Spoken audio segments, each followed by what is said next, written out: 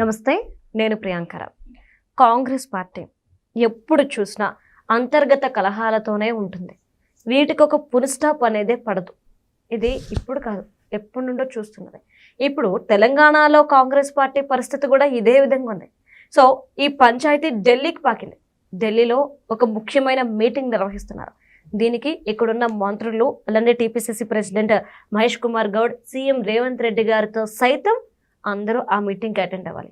మరి ఏంటి ఆ పంచాయతీ, దేనికి ఇంత రచ్చ అవుతుంది తెలుసుకుందాం. మనతో మాట్లాడడానికి సీనియర్ జర్నలిస్ట్ సిఎస్ రావు గారు ఉన్నారు, ఆయన అడిగి తెలుసుకుందాం. నమస్కారం సార్. నమస్తే. అంటే రాష్ట్రంలో కుమ్ములాట్లు ఆడుకోవడం అనేది వేరు, అది అక్కడి వరకే పరిమితం అవుతుంది. కానీ హెడ్ ఆఫీస్కి వెళ్ళడం అనేది అది వేరు. అంటే అక్కడ ఎంత తీవ్ర స్థాయిలో ఉంది అనేది డిక్లేర్ చేస్తుంది.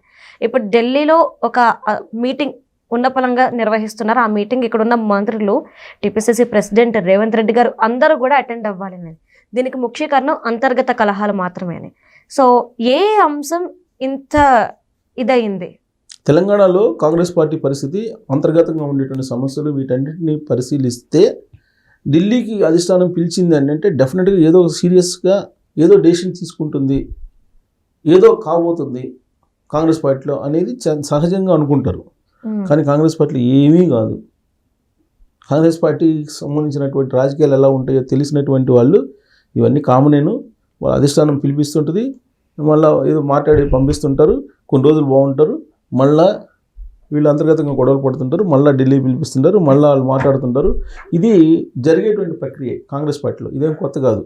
సహజంగా కొత్త వాళ్ళు ఏమనుకుంటారంటే అధిష్టానం పిలిపిస్తుంది, రేవంత్ రెడ్డిని తీసేస్తారు, రేవంత్ రెడ్డిని మార్చేస్తారు, లేదంటే కోమటిరెడ్డి రాజగోపాల్ రెడ్డి గారు మినిస్టర్ ఇచ్చేస్తారు, ఇలా అనుకుంటారు జనరల్గా. కానీ అక్కడ పిలిపించి అందరిని కూర్చోబెట్టి మాట్లాడతారు, వీళ్ళ మనసులో ఉండేది ఏదో మాట్లాడతారు. చూసి మీరు ఇలా అనుకుంటే ఎలా, పార్టీకి నష్టం కదా, మీరు ఒకరికొకరు కోఆర్డినేషన్ చేసుకోండి, నేను మళ్ళీ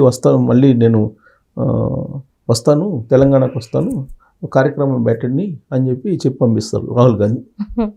సో వీళ్ళందరినీ ఇప్పుడు మినిస్టర్స్ని, పీసీసీ అధ్యక్షుడు మహేష్ కుమార్ గౌడ్ గారిని, తర్వాత తెలంగాణ కాంగ్రెస్ ఇన్ఛార్జి మీనాక్షి నటరాజన్ గారిని, సీఎం రేవంత్ రెడ్డి గారిని అందరినీ పిలిచారు. ముఖ్యమైన వాళ్ళందరినీ పిలిచారు. మొత్తం క్యాబినెట్లో ఉండే ప్రధాన మంత్రులు, ప్రధానంగా ఉండేటువంటి వాళ్ళు, సీనియర్ మంత్రులు, అలాగే ముఖ్యమంత్రి, పీసీసీ అధ్యక్షుడు, కాంగ్రెస్ పార్టీ ఇన్ఛార్జి, వీళ్ళందరూ వెళ్తున్నారని అంటే డెఫినెట్గా సీరియస్ చర్చ జరుగుతుంది, జరగకుండా ఉండదు. ఎందుకంటే కాంగ్రెస్ పార్టీ ఇప్పుడు మున్సిపల్ ఎలక్షన్స్ అయిపోయినాయి, అంతకుముందు పంచాయతీ ఎలక్షన్స్ అయిపోయినాయి, ఇప్పుడు జడ్పీటీసీ, ఎంపీటీసీ ఎలక్షన్స్కి రెడీ అవుతుంది, తర్వాత గ్రేటర్ హైదరాబాద్ ఎలక్షన్స్ వస్తాయి, వరుసగా ఎలక్షన్స్ ఉన్నాయి. ఇన్ని ఎలక్షన్స్ ఉన్నప్పుడు విత్ ఇన్ ది పార్టీలో కీలకమైనటువంటి నిర్ణయాలు తీసుకున్నారనుకో డిస్టర్బ్ అవుతుంది. సో కీలకమైన నిర్ణయాలు తీసుకునేదానికి అవకాశాలు తక్కువ ఉంటాయి, చాలా తక్కువ ఉంటాయి. కాకపోతే క్యాబినెట్లో ఇంకో 1-2 మినిస్టర్స్ అయితే ఖాళీ ఉన్నాయి. ఒకవేళ మినిస్ట్రీ ఇస్తే అక్కడ రాజగోపాల్ రెడ్డి గారికి, కోమటిరెడ్డికి ఇస్తే కనుక వాళ్ళ కోమటిరెడ్డి వెంకటరెడ్డి గారిని తప్పించడానికి అవకాశాలు లేకపోలేదు.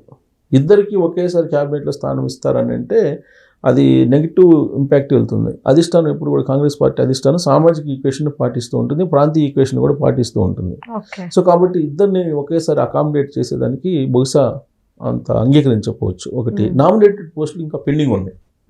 ఈ నామినేటెడ్ పోస్టులని ఫిలప్ చేయడానికి ఒక రూట్ మ్యాప్ అనేది ఒకటి ఆల్రెడీ మీనాక్షి నటరాజన్ గారు తయారు చేసి ఉంటారు. బహుశా నామినేటెడ్ పోస్టులు ఫైనలైజ్ అయ్యే అవకాశం ఉంది. రేవంత్ రెడ్డి గారు గ్రాఫ్ పెరిగింది కాబట్టి మిగతా వాళ్ళందరూ చెప్తారు, మీరు రేవంత్ రెడ్డి గారితో కోఆర్డినేట్ చేసుకుని వెళ్ళాల్సిందేను ఖచ్చితంగా అని చెప్పి చెప్తారు. ఎందుకంటే రిజల్ట్ బాగా వచ్చింది. ఇప్పుడు అంతకుమించి కాంగ్రెస్ పార్టీ నడిపే వాళ్ళు ఎవరున్నారు రాష్ట్రంలో?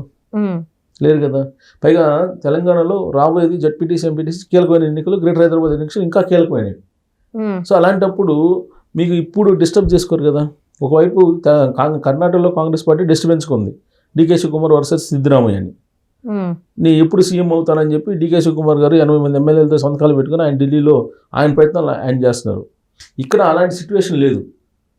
కాకపోతే కోమటిరెడ్డి రాజగోపాల్ రెడ్డి గారు ఆయనకి పార్టీలో చేరేటప్పుడు మినిస్ట్రీ ఇస్తామంటున్నారు, కాబట్టి ఇస్తామని చెప్పి హామీ ఇచ్చారు, కాబట్టి మీరు ఎందుకు ఇవ్వట్లేదని చెప్పేసి అడుగుతున్నారు. అడగడంలో కూడా తప్పు లేదు, ఆ రోజు హామీ ఇచ్చారు కాబట్టి. సో ఇప్పుడు ఆల్రెడీ 2 years అవుతుంది, కాంగ్రెస్ పార్టీ ప్రభుత్వం ఏర్పడి 2 years అవుతుంది.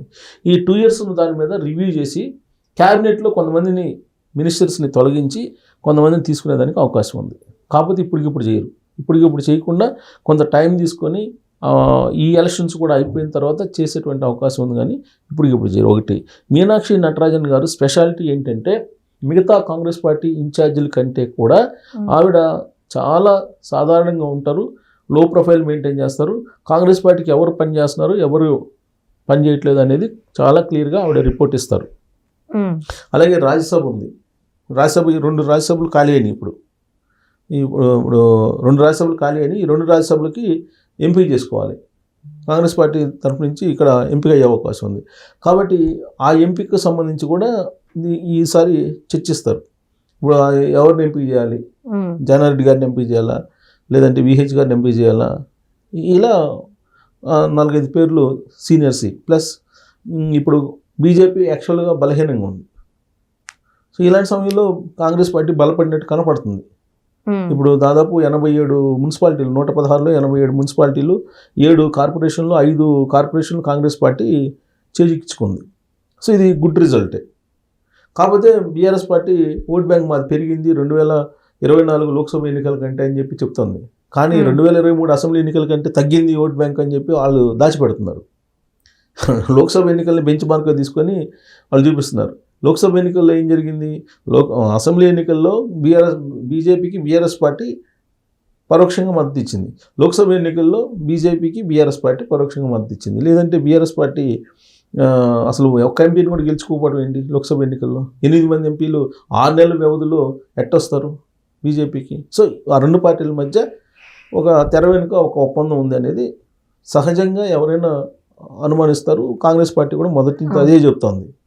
సో కాబట్టి ఇలాంటి పరిస్థితుల్లో కాంగ్రెస్ ఫస్ట్ నామినేటెడ్ పోస్టులు, 2 వచ్చేసి క్యాబినెట్కి సంబంధించినటువంటి ఎక్స్పాన్షన్ చేస్తాము, మీరు ఈ ఎలక్షన్స్ పనిచేయండి అందరు కలిసి, ఈ అయిపోయిన తర్వాత క్యాబినెట్ ఎక్స్పాన్షన్ చేస్తామని చెప్తారు. ఎక్స్పాన్షన్లో ఖచ్చితంగా కోమటిరెడ్డి వెంకటరెడ్డి గారికి బహుశా బయటికి పంపించేసి రాజగోపాల్ రెడ్డి గారిని తీసుకునేటువంటి అవకాశం ఉంది. అలాగే కొంతమంది మంత్రుల మీద కూడా కొన్ని ఆరోపణలు ఉన్నాయి, వాళ్ళని పక్కకు పంపించేటువంటి అవకాశం ఉంది. అలాగే అంతర్గతంగా పార్టీలో ఇష్యూస్ ఎవరైతే తీసుకొస్తారు, ఇప్పుడు జీవన్ రెడ్డి గారు ఉన్నారు, ఆయన పార్టీని విడిపోయే అవకాశం ఉంది. కాంగ్రెస్ పార్టీ సీనియర్ లీడర్ ఆయన, కరీంనగర్, ఆయన సొంత అభ్యర్థులను పెట్టుకొని మనం గెలిపించుకున్నాడు మున్సిపల్ ఎలక్షన్లో. సో అలాంటి వాళ్ళని వెళ్ళనీయకుండా మీరు మాట్లాడండి, కాంగ్రెస్ పార్టీని మరింత బలోపేతం చేయండి అని చెప్పి ఒక దిశానిర్దేశం చేసి పంపిస్తారు తప్పితే ఏదో స్మార్ట్ డిసిషన్స్ ఉంటుంది అని చెప్పేసి అనుకోవడానికి లేదు. Right, thank you so much sir.